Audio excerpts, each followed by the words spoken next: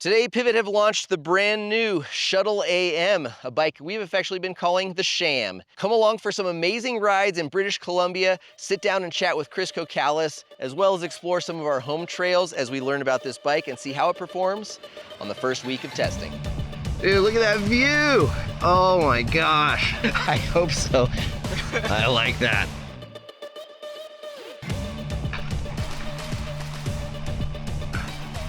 Yes. So Chris, in a nutshell, Shuttle AM, what were the key things you wanted to focus on for the update? Well, for starters, we really liked the geometry, so we didn't want to mess with that. So new Slam that we just introduced and the Shuttle AM have the same geometry. It's our all-mountain geometry, 64-degree head angle, almost 77-degree seat angle. And but the big things were really to take weight out of it, better integration of all the components, and then the nice new updates with the Bosch system. Okay, this is obviously a Gen 5 with the CXR. All models have CXR. The ride level build has the standard CX. Okay. And then the Pro and Team level builds, this being the Pro level build, have the new Gen 5 race motor. How'd you guys decide on removable, non-removable, battery size, etc.? Yeah, I mean, with this bike, weight is one of our key targets. And so this one does not have a removable battery because it just adds weight. And we wanted to keep the weight down on this and make that down tube as slim as possible. The outgoing Shuttle AM weighed just over 49 pounds, and this one's down to 47 and a half. So in the team build, and we're really excited about that. You can physically feel that kind of weight reduction. Part of that is the 800 watt battery that now comes in the bike is 0.9 pounds lighter than the outgoing 750 watt battery. So you get more range and lighter weight, which is kind of an oxymoron, but it's pretty nice to have both those features. And then the race motor's lighter as well. And then a few things that we did with the layup and the frame and everything to better integrate things also help bring the weight down. And weight is in the feel of the bike and that poppiness that the Shuttle AM and the Switchblade and bikes in our line in this travel category, which is 150 rear, 160 front. We try to keep that playfulness in that category, and also though a bike that can do up to bike park type stuff and really feel comfortable in those type of conditions as well. Talking about the integrations, obviously there's a couple of new things. The new Bosch display, which is pretty neat, right? It is really neat. I guess the people that are excited about that will be excited about this. Yeah, I mean, is any of this stuff truly necessary? Once you have it, it is. I mean, we got by great with just color-coded bars, but one of the nicest things about the display is being able to actually see your percentage. Yes, that is a huge deal. So you really know exactly where you're at on battery range. Also, if you're a data person, there's just a lot of different screens of what your power output is, how long your ride is. There's just a multitude of cool stuff that you can do on the screen, and it's just a really nice display. And with that, it's a little bit bigger. The top tube gets a little bit wider, so we went with a bigger headset, and everything's just a little bit more integrated. But charge port cover door, I think that's a really neat feature. Yeah, so although the original Bosch rubber cover got the job done, it was sometimes hard to put on, falls off sometimes. And so we worked for close to a year on this cover, and you look at it, it's just a cover, but it's got a double lip seal, 4 magnets. You lift it up 90 degrees, you can just pull it, pop it right off to be able to use the range extender. So water sealing, making it super easy to charge the bike, making it super easy to take the range extender on and off and keep everything sealed. Those were the goals with that, and really just make it Pivot quality. Okay. And so it's that, the top tube display, the motor cover for the bash cover and everything. We just wanted to up the level of integration, even just going to the single cable ports and still having the ability for people who run moto style, Australians, New Zealand, Britain, all those guys to be able to run their brakes backwards and still have it exit with a nice clean route. That's a really nice feature on the bike. So the new Pivot Shuttle AM is a 150 mil rear travel, 160 mil front travel, full power eMTB, utilizing the Bosch Performance Line CX or CXR drive unit, depending on the spec. Other differentiators between the builds will be the RockShox or Fox equipped models. All team level bikes will have Fox factory suspension, whereas the Pro and Ride builds will come spec'd with RockShox components. Pivot gives the Shuttle AM a high or low flip chip option. We will be experimenting with both. Cole prefers his bikes to be in the low position. I tend to opt for the high position as I like getting into some technical rocky terrain. Our size large test bike in high has a 480mm reach with a 64.5 degree head tube angle, an effective 76.9 degree seat tube angle, and 444mm stays, as well as a 350mm bottom bracket height. There are two colors available, the Badlands Brown, which we have here, and a Blue Dark Sky. Prices range from $84.99 to $14,499. There is also a Live Valve Neo shock upgrade for an additional $1,500 on the team builds. Riders can also opt to purchase a Power More range extender if they are looking to increase the range of this 800 watt-hour beast. Touching on rear suspension, kinematic design, feel, anything changed from the last gen AM in terms of like what a rider's gonna experience? Minor, there's a combination of shock tuning differences along with kinematics, but it's DW Link obviously, Right. which is, we feel is really the best platform for an e-bike because we can really control that anti-squat without having to add a bunch of compression damping. It's handled through the linkage design. But we wanted to keep a similar progressivity and feel of the bike. So traction is awesome on climbs. It doesn't sit down into its travel, and then we run relatively light compression damping. It's free to stick to the ground and do what it needs to do on the descents. So obviously we've been to a number of camps, gotten to know your, I guess, Fox liaison, who's really been helpful in developing a lot of the suspension tunes on some of your newer bikes. When we pulled this out of the box, it was kind of surprising to see RockShox on here. Can you talk about that relationship, shock tune development, and why you're offering a model now with RockShox? For one, we want to provide what the customers are asking for, and RockShox has really elevated their level in the last several years, and we have a lot of customers asking why we don't have RockShox on any of our bikes. And although we have Flight Attendant on our highest end Mach 4 build, and we offer the Boxer and Vivid on our kind of second tier downhill bike, those aren't any of our more popular, like, higher volume models. And with this, we have operations all over the world, and particularly our European office. They were really asking for RockShox spec, and specifically wanting to have maybe the next Shuttle AM have a Zeb fork on the front, something more like a 38mm size fork. And the Zeb fork is quite a bit lighter than the 38 fork, and so it kind of found a balance without being too heavy on the front of this bike while still having those stanchions.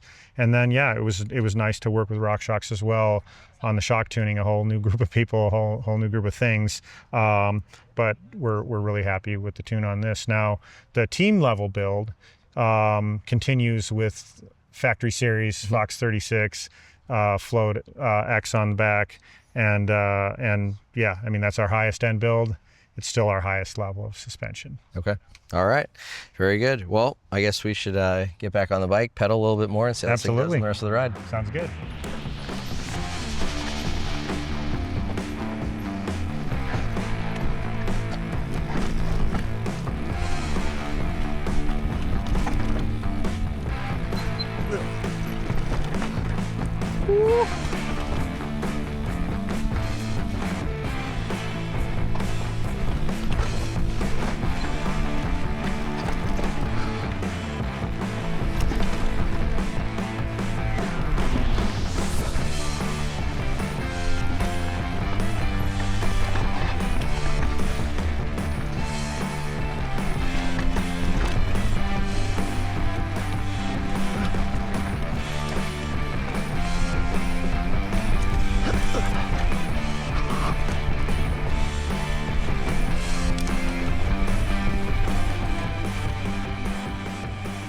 Overall, our crew has been pretty impressed with the bike.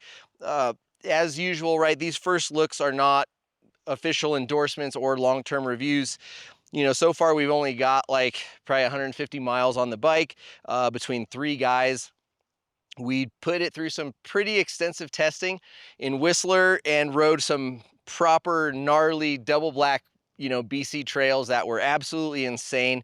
Got a little bit of time on them back here in Central Oregon and have been having a really fun time. So standouts, what can I say so far? It's been interesting to ride a Pivot with RockShox suspension. To my knowledge, I think that's the first one. I think that the platform is working pretty well. The suspension feels like it's got a pretty good tune and pretty dialed overall. So I'm certainly not disappointed or bummed in this being our test model to have for our long-term review. Cole, who is 6'1" and has very long legs, usually complains about seat tube angles. He actually was rather complimentary about this bike and its seat-tube angle and geo as a whole. He did admit that he's been a little harsh on some pivots over, the last few years in terms of their geo. And this bike, he said, feels a lot like the Firebird, which he has been riding and having an absolute blast on. Check that review coming soon. If it's not out already, we will link it. But yeah, I think that this bike is a definite step in the right direction over the last Shuttle AM. Personally, myself, I still like the Shuttle LT a lot more. I think that the suspension platform on the LT is it just is more supple, it's more sensitive and smooth. I like kind of that buttery, pillowy feel off the top, and I feel that this bike is just a little bit more stiff and platformy, which is why Cole probably likes it so much. The geo on this, combined with that little bit more firmer suspension feel, are things that he really thrives on and enjoys. It gives him something to push off of in corners when he's jumping and playing around. So Cole so far is really, really stoked on the bike. I am going to be spending more time playing and tuning with the suspension, trying to get this thing into a little bit more of a happy spot. But I will say, I'm liking it a little bit more than the last year's Shuttle AM. I know the differences in the suspension are minor, so it could be just attributed to the shock and the tune more than, any real significant changes to the suspension kinematics. The general well-rounded feeling of the bike remains. This thing is quite fun in the corners. I really like how it turns, how it plays. For a full power bike, with the integrated 800 watt hour battery, it's a pretty snappy, stiff, fun feeling bike. And I think it definitely rewards you the harder you push it and the harder you ride it so far, which is all fine and dandy. But, there are times when you're doing 5,000, 6,000 foot, days or descents. And right, as a rider who's a little bit out of shape, not always super energized and caffeinated, maybe like the younger folks, that little bit of stiffness can sometimes tire me out earlier. And part of why I think I would err towards having that Shuttle LT in my quiver if I was picking a full power e-bike. Nevertheless, I realize there are a lot of riders who maybe don't live in a region where that much travel is required.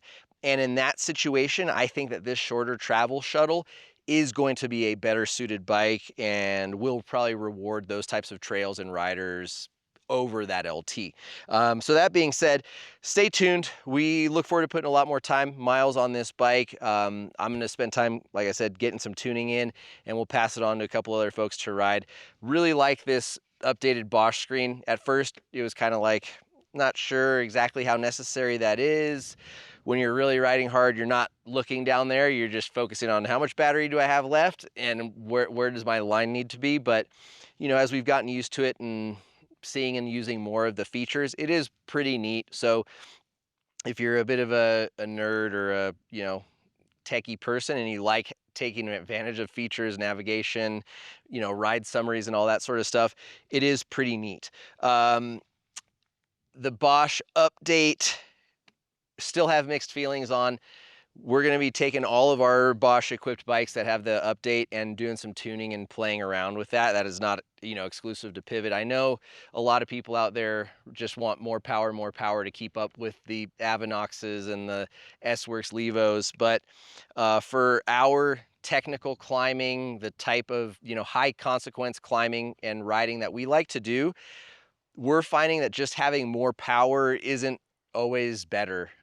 So, you know, from both a range and battery depletion standpoint, drivetrain consumption, but also from like just a power management, we're struggling to clean some of the climbs that we've been cleaning for a while, and also finding it harder to figure out what power mode we want to be in for the descents.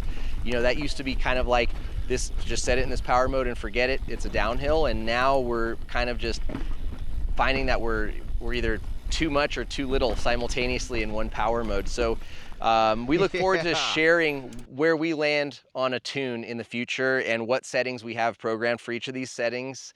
We'd love to hear what you guys think. Is anyone out there not thrilled with the more power from the Bosch update, or does everyone out there think that blasting up fire roads at the fastest you can go is the best thing in the world? We'd like to know. Thank you guys for watching. If you had any enjoyment, education, or you just want to come along for more videos, please subscribe to the channel. Check out our web store. We got a lot of really cool new gear in there. We appreciate you guys checking us out. We'll see you out on the trails.